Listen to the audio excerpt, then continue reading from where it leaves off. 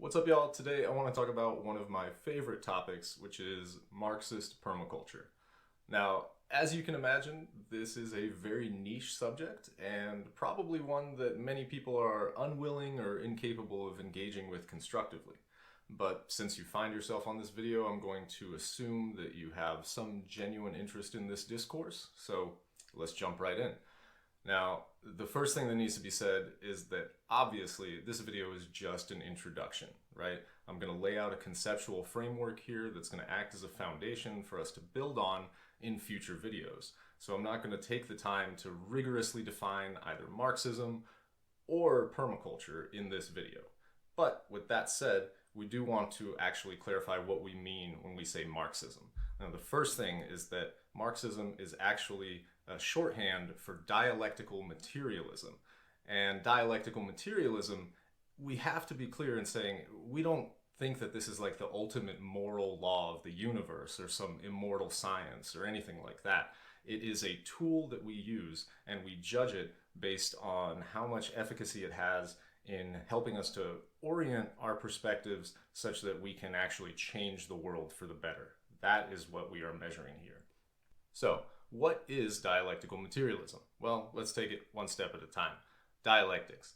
Dialectics has to do with looking at something in all of its life and movement and the context of the other systems that it is in dynamic interplay with. And you can kind of contrast this with a more mechanistic worldview where you are kind of freezing something in time, looking at it out of context, breaking it apart into its component pieces and kind of drilling down into the detail of what those independent pieces are. So in contrast to that, dialectics is more of an integrative kind of worldview where we take that mechanistic understanding, but then see how it actually plays out in the world. And specifically what we're looking at is contradictions inherent in systems and inherent in the sort of relationships that things have between each other and how new forms can arise out of the dynamic interplay of those contradictions. Now, if you're thinking to yourself, dialectics sounds like a pretty interesting way to talk about ecology in the natural world, you're absolutely right. And there are a good number of academics, Marxist academics, who have made some sort of career out of this in the years, especially recently.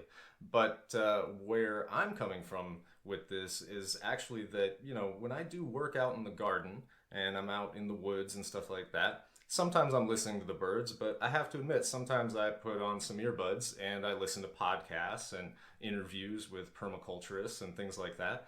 And if there's one good thing we can say about permaculturists or something we can compliment them on, it's that usually they have a really articulate way of describing the magic and wonder of the natural world and sort of all the kind of different processes that are underway. And that's always really a pleasure to listen to. If you're listening to a good permaculture speaker, you probably know what I'm talking about, that they kind of elicit that sense of wonder in you. But I can't tell you how many times I've been out there working, listening to these interviews with people, listening to permaculturists and ecologists of all stripes talking about the living world, and I just find myself saying, if you could just apply a dialectical lens to this, your analysis would be so much stronger. It would be so much more robust. It would be so much more sophisticated. And so that is why I think dialectics is really important for us as permaculturists to incorporate into our worldviews and into our strategies for how we want to iterate permaculture on the landscape. What's the point of doing this if not to change the world? All right, so then what is materialism? Materialism has to do with the material reality that we exist in, the way that we engage with it, the way that it affects us, and how things like the culture that we grew up in can circumscribe or limit our capacity to even conceive of different worlds. So what does that mean for us practically as people who are trying to create different worlds? It means that we have to create material experiences, opportunities for people to engage with their surroundings in such a way that a dialectical process happens in their thoughts and they are able to conceive of new possibilities as a result. And that is the strength of permaculture as a tool in the toolbox for changing the world, is that we are explicitly engaged with the earth, We are altering the material reality around us. We are having these kind of really intentional interventions that create opportunities for people who maybe have never actually made a decision, a meaningful decision about the conditions of their daily lives.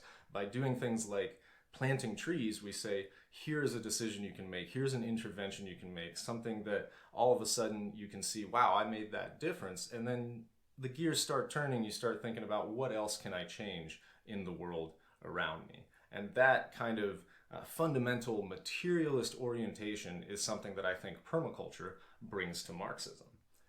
Now, the last thing I want to say is that I think you could make a pretty fair criticism as a Marxist that permaculture, at least as the mainstream permaculture movement has existed in North America, has a little bit of a individualist, lifestylist kind of orientation, and it would be pretty presumptuous of me to say that there is any kind of radical content to the permaculture movement as it exists right now, even if it may be sort of ostensibly anti-capitalist. However, it is my career field, it is the work that I do, and so as a Marxist, it only makes sense that I apply a Marxist lens of analysis to permaculture. And hopefully that is something that interests you, that you find relevant, and we'll make some more videos about this, talking about other little topics in the future.